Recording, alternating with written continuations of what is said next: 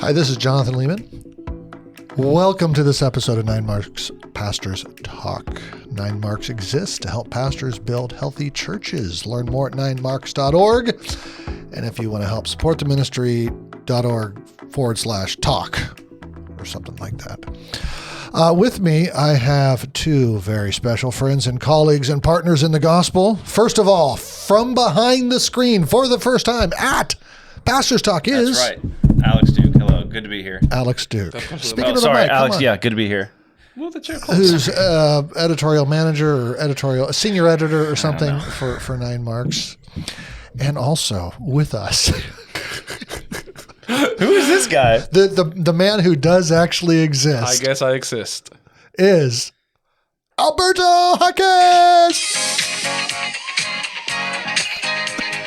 This is his walk-on music. He actually specially requested this music for Can we leave this on the whole introduction. This is better than when Mark used to just like slam random buttons. Thank you for the introduction. And talk about cereal box Alberto, tops you really exist. I exist. It's true. You're such a servant. Thank you. It's a You're team amazing. effort. Thank you. The reason the two brothers here are with us today is because we're going to talk about a new series, a new product that 9 Marks is doing, an actual podcast series, like those series where it tells a story over 5 episodes. Well, this one's 5 episodes. They both did it together. Alex as host and writer, Alberto as editor. Isn't that the title you gave him? Like he filmed it and he spliced it. And he was there when we were doing the quote. Would you call it reporting? Yeah, we were when we were on boots on the ground. Yeah, you guys went to Dubai. It's called the thing is called Storm in the Desert: Faithful Churches, Extraordinary Change, Surprising Places. And I don't mean for this conversation just to be a commercial for that, though, I do want to point people to it. I do hope this conversation in and of itself is edifying and thinking about your experiences and what you guys saw there. So we'll get to that in a minute. Before we do, though, I think fans all want to know, what's it like to, you guys basically are Pastors Talk, right? People think of me and Mark, but it's basically you guys. Alex writes the script. Sometimes. Most of the time. Yeah, most of the time. And Alberto films and helps edit and all of that. Yeah. So, I write the script, but you don't always follow the script. No, not entirely. So, yeah. And I add my own questions. And, sure. Yeah. And also, you got to respond to how Mark answers questions, and so you go some or doesn't answer questions. As often is the case. Yeah, that's true. How's it been working for Pastors Talk? It's been great. At least for me, the introduction they just gave me has been basically my time here, making fun in many ways. But lots of that. Yes. Aside from that, it has been a blessing. It has been very sweet. Good memories, good conversations. And I think all of us, we have been blown away by how this investment and all the things that it has accomplished. It has been very sweet to meditate on all the things that God has done by these recordings. And we are very humbled by that. Alex, the whole thing was your idea. Yeah. I think back in 2015 or whatever, we were just a very analog ministry. We did books. Yeah, that's right. We had some parchment. We still do books. Parchment. And I was like, hey guys, maybe we could do a podcast. Well, first it was mailbag, then it was podcast. Yeah, maybe we'll combine the two one day. Mark was extremely hesitant at first, and I think you were kind of on the middle, ambivalent about it. And yeah, I'm not surprised that having candid conversations about the ups and downs of pastoral ministry and nuts and bolts of ministry has been, within our small little world, helpful to many people because we all need to learn and we all need help. And you guys are humble and yet you're full of wisdom. And so it's a really great product and I'm happy to be a part of it because, I just simply ask the questions that I would want to know the answers to. Yeah, sure. So, yeah. No, there's a lot of rumors. Is it really that hard to work with Mark Dever? Is that... I don't really work with him. You should know that more than anyone else. Yeah, I don't work. I just send emails from Louisville, Kentucky. You guys work with him. Okay, so we have this new series. Yeah. It's got music. It's got background noises. Sound effects. Like you said, you cut my Mission Impossible sound. I did. Yeah, it's fine. I did. You took us out of just pure book world, article, word on page world to podcast world. Now we're going like extra cool. right? Can we like edit in a little clip of it, like right now?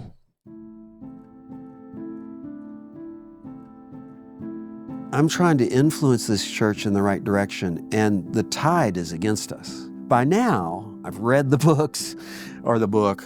He's talking about Mark Dever's 9 Marks of a Healthy Church, whose first edition released in 2000.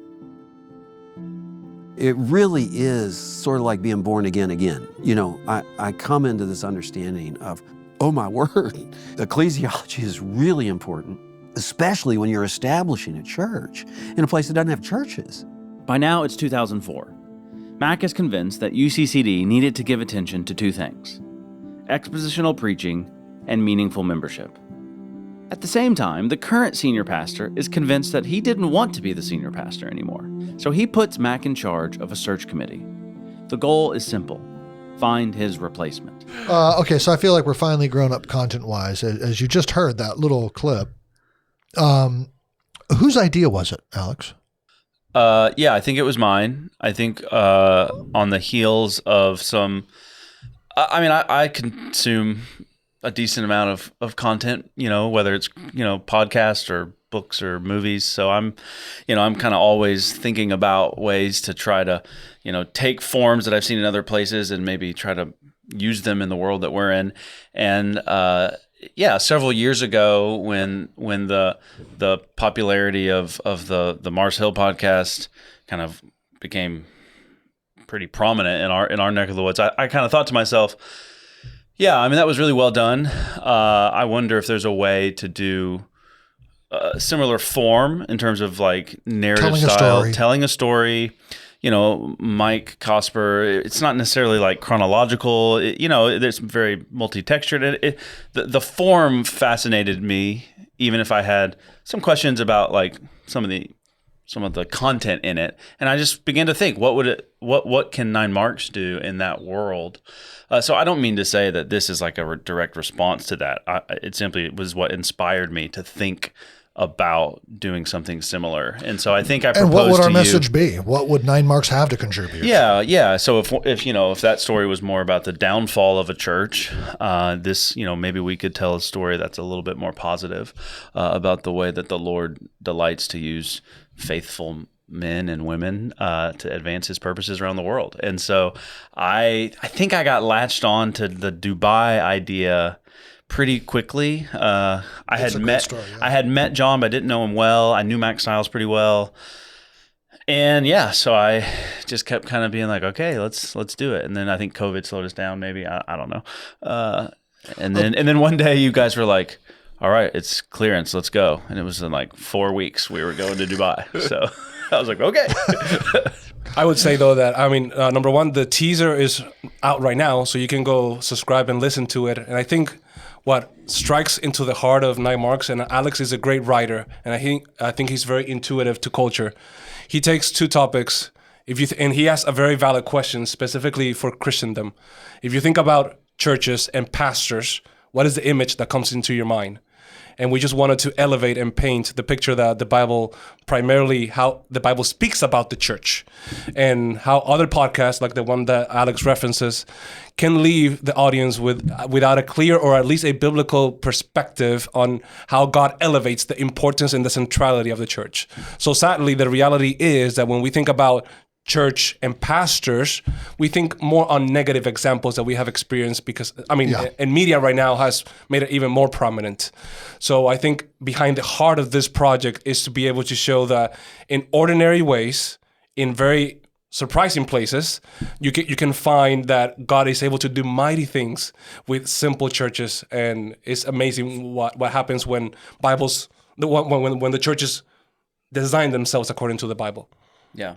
And it's a slow story. It's not, you know, it's not like John shows up in Dubai and 6 months later there's 500 people, you know, coming to Christ. It's a slow cook. It's a slow story, but it's real, and it's worth celebrating. Well, and it's also awesome. I'll just say, when I finished, well, actually, I'll come to that. Spoiler alert. What's the story it tells? Yeah, so the story it tells, it starts kind of in the 70s. Don't worry, we don't spend long in the 70s, despite my, that song. You think that song's from the 70s? It could be. Walkout music? It could be. I don't know. With orange cars. Yeah, it starts with a guy named Max Stiles who comes to Christ, and the Lord, through a series of events, directs him to the Middle East for campus ministry. He arrives in the Middle East for campus ministry and sort of realizes the church here, there's not a good church here for me to send the people who are coming to Christ. And so enter the need for a healthy church, enter the Lord bringing a fellow named John Fulmer and his wife Carrie to that church, and just the slow and steady reform that happened through them. And so the episode tracks, from Mac to John to like regular members of the church who were there when John showed up, and they were kind of suspicious of him, and they even didn't like some of the things that were happening. And yet the Lord was doing something, and he was purifying his people. And then it sort of shifts to kind of outside.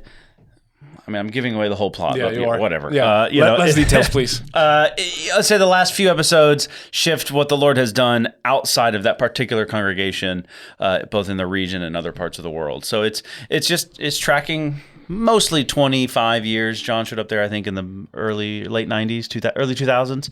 So, maybe the last 23 or so years, the way the Lord has, just used the faithful ministry of that one church to, over time, steadily, slowly, but pretty exponentially, done a lot of great things.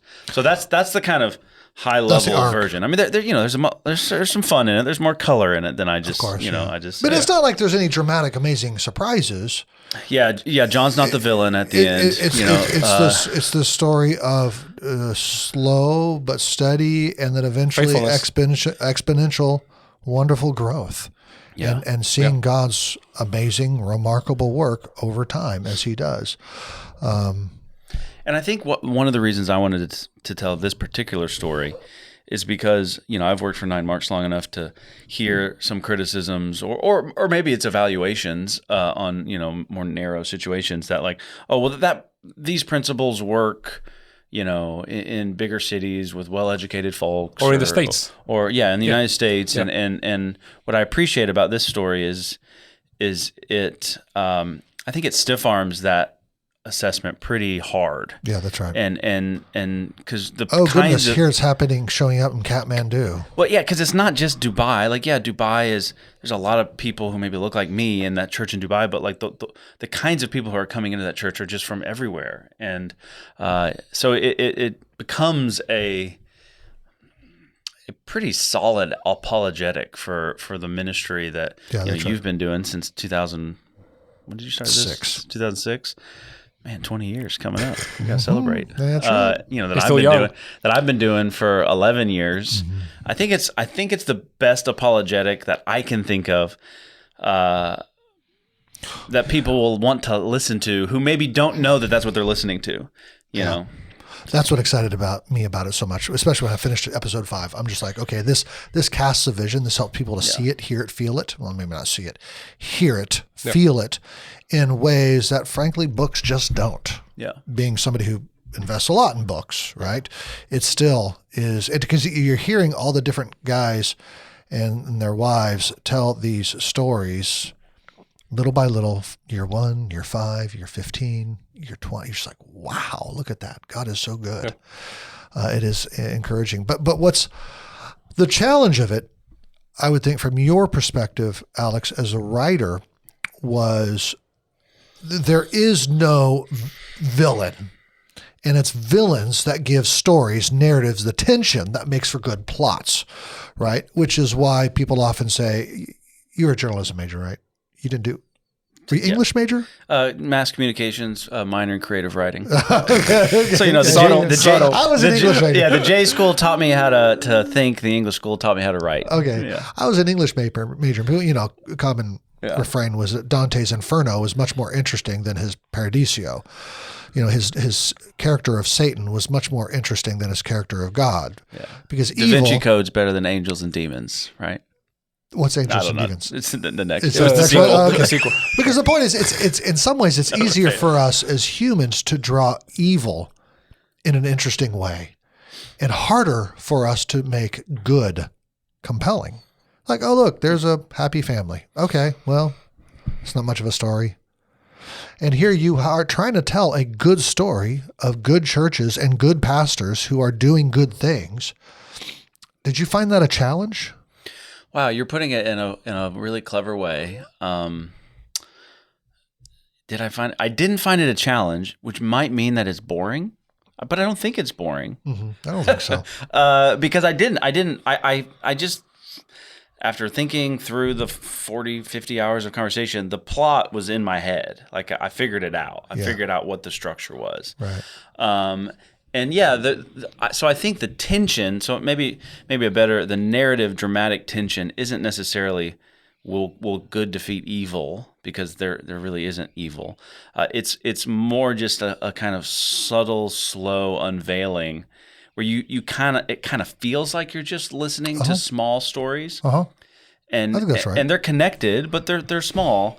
But they kind of sneakily accumulate into something that by the end of episode 4, when Aubrey kind of goes on his little soliloquy, and then I think the fruit of that is seen in the final episode. I think I just saw it. I saw it, and I was like, "This is it." Like, it is a slow reveal, but it is so the dramatic tension in my mind as the storyteller was, ooh, this really does pay off. If you stay with absolutely. By the time I finished 5, I was crying. But I would also say crying? like, that's beautiful. I did. I was driving to an crying elders meeting because I was glad it was over. I was driving to an elders meeting, and I was listening to it, and I was tearing up. Yeah. You were saying, Alberto? but I would say, even though in general stories, in storytelling, we want to talk about drama, climax, the tricks that you use to pull the audience. I don't think people should miss out the supernatural part of this story either, because even though there may be mundane, ordinary stories of people, the complexities and God's work behind all of that is actually mind-blowing, because not only the series of events that took all things to happen until the conclusion where it is right now, but actually everything is extraordinary, because it wouldn't make sense. It's the work of the Lord. Yes, the location, it doesn't make sense. Middle East. The way that it was done, it was not what people are trying to do in the United States to make entertainment a show. It's very mere, very simple. Yeah. I mean, at that time when we went, ECCD had 60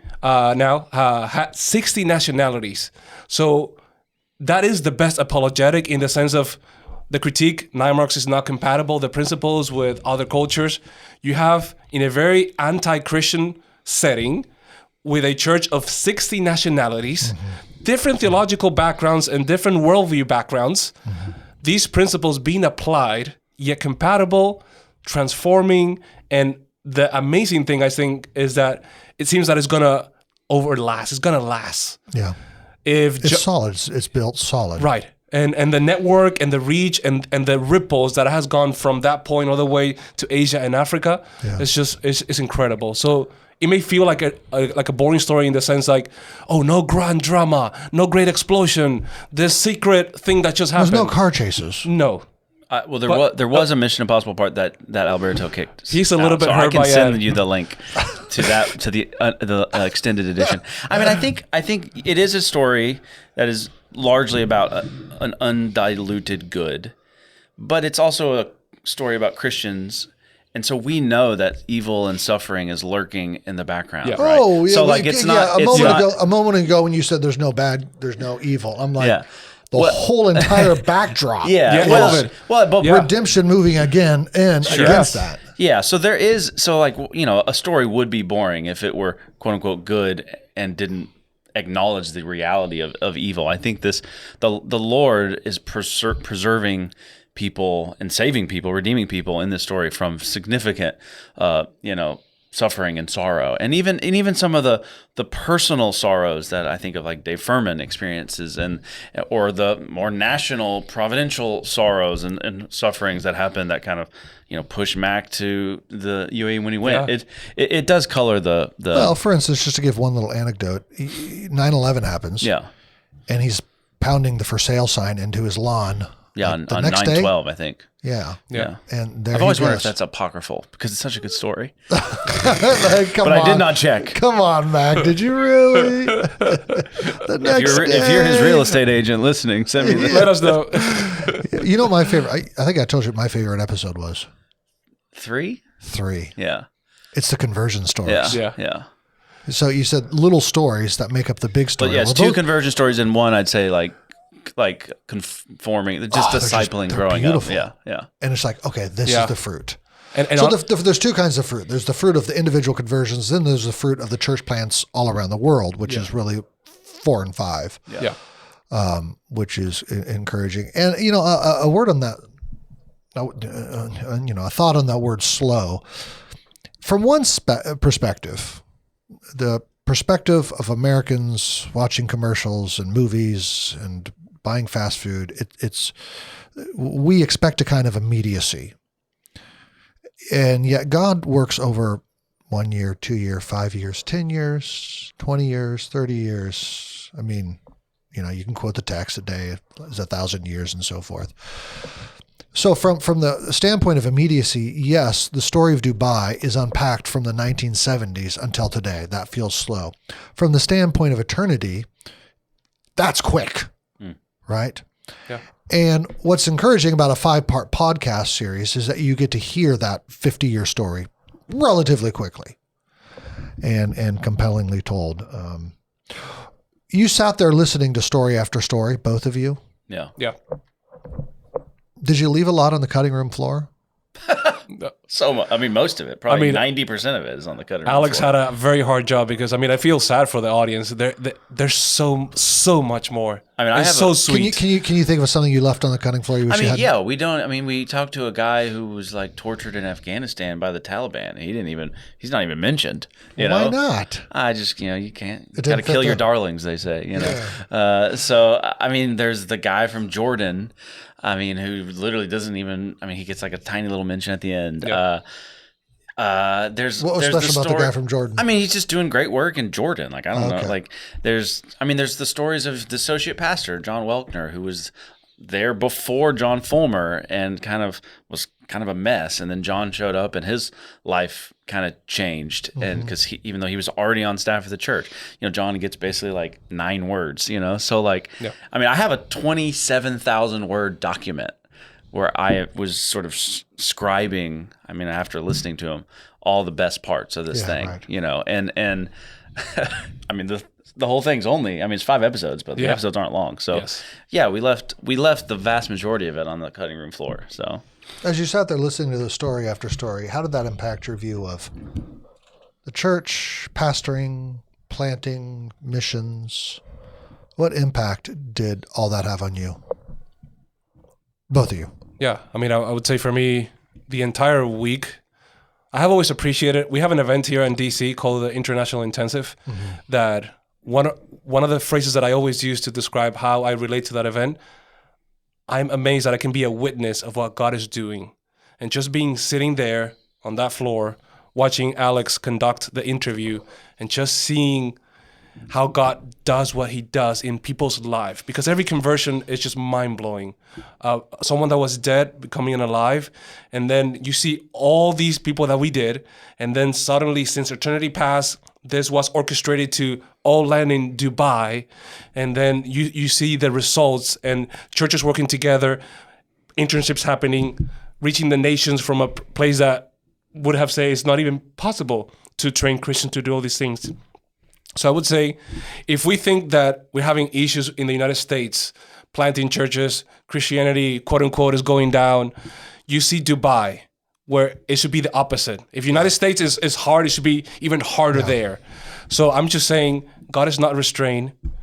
The church, as long as it's faithful to the Bible, it can do wonderful things. So I'm just in awe of what God has done there. And it's just, we just know this story because we know the people, but I'm sure that it's happening all over the places. Oh, for real. So in my mind, I'm just blown away that we got to be witnesses of those lives and their story and their testimony and how God orchestrated all of that for his glory.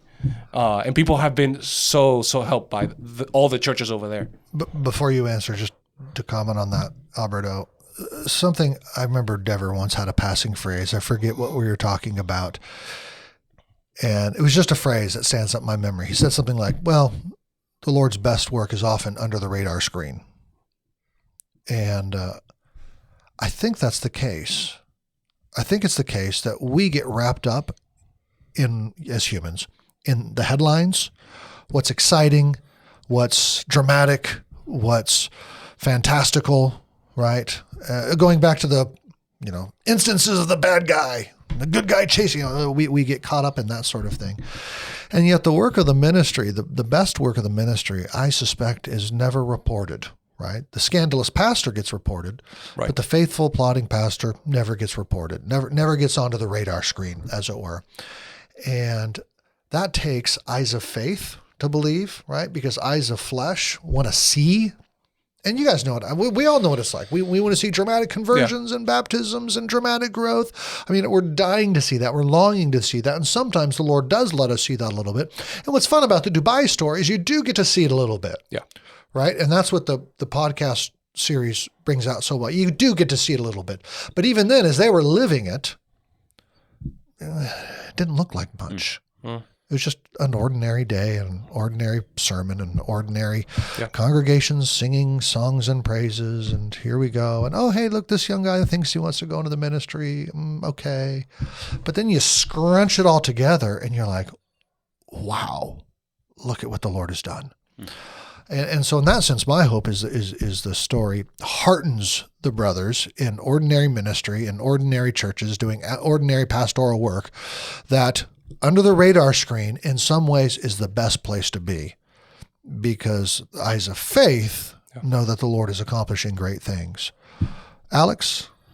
Yeah, I mean, what stands out to me, I think, is just how sticky, simple faithfulness is. So I think, John Fulmer jogging through DC, runs into Mark Dever,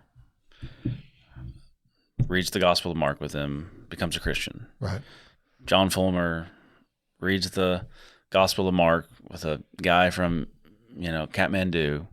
20 years later, he becomes a Christian, or at least kind of rededicates his life to Christ, takes Christ more seriously. That guy moves on. That guy's reading Mark with a guy probably in Nepalese in Kathmandu. Uh-huh. And that's not flashy at all. Uh-huh. And the dude in Kathmandu, I mean, maybe he's heard of Mark Dever, but he probably is never going to meet him. And John is just doing, what Mark taught him, and Isai is just doing what, John taught him. And so it's just not that complicated, mm-hmm. The Lord honors simple faithfulness. And mm-hmm. I think so often we want, whether it's a silver bullet or we want some really effective ministry strategy, and I understand the impulse for that, but just open the Bible and read it and share the gospel and preach, and the Lord is gonna be honored to use that. Take care of the rest. And when you're able to, it would have been impossible to do this story in 2002 or 2010 even, really. But with the perspective of 20, 25 years, you can kind of track the way that God's providence has unfolded, and it's really wonderful. And by just listening to you, I mean, God is not about necessarily sensational things in the sense of making a grand explosion. Even though he does revival, he can do great things. But the beautiful thing about that is that the mereness of the church, the ordinary means of grace for the church, the principles of ecclesiology for the church are not necessarily, they can have different forms and look and feel different, but all things done in an ordinary way for the glory of God in faith gives all the credit to him. Because even in that story, Mark Dever to John Fulmer goes to the Middle East. John suddenly meets a guy from Nepal. This guy gets converted, goes back.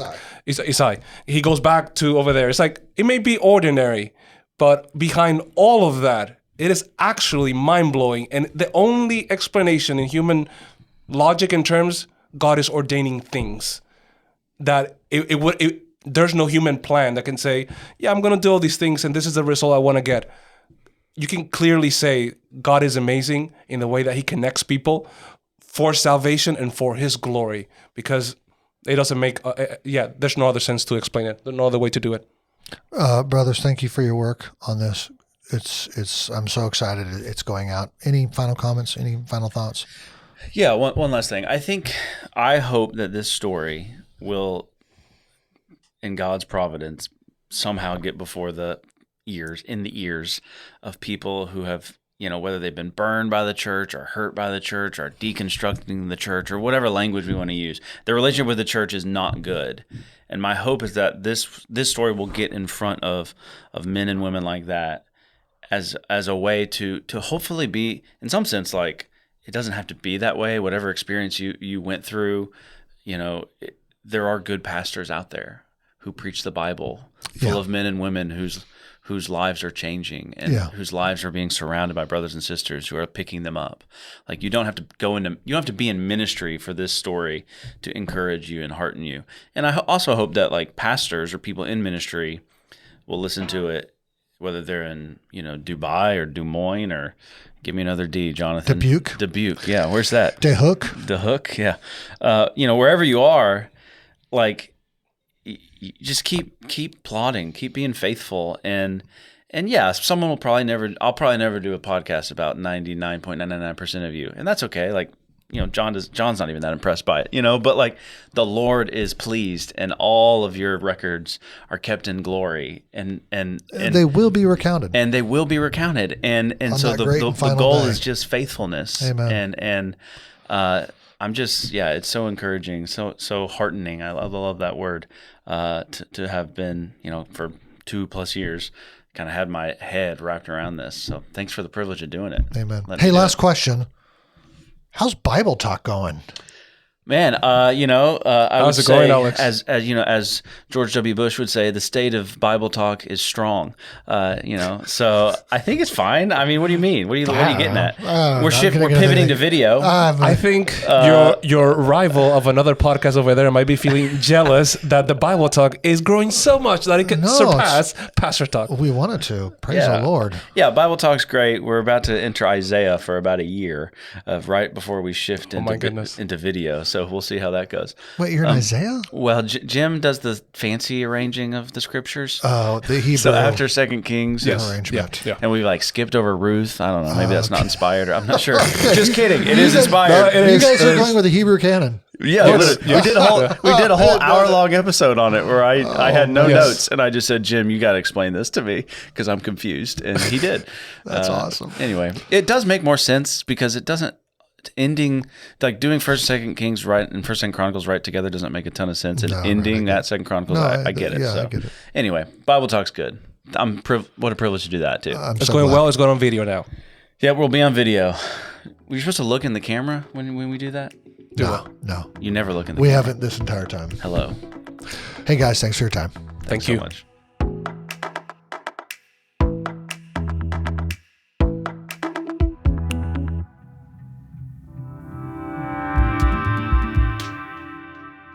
For more articles, books, and podcasts, please visit 9marks.org.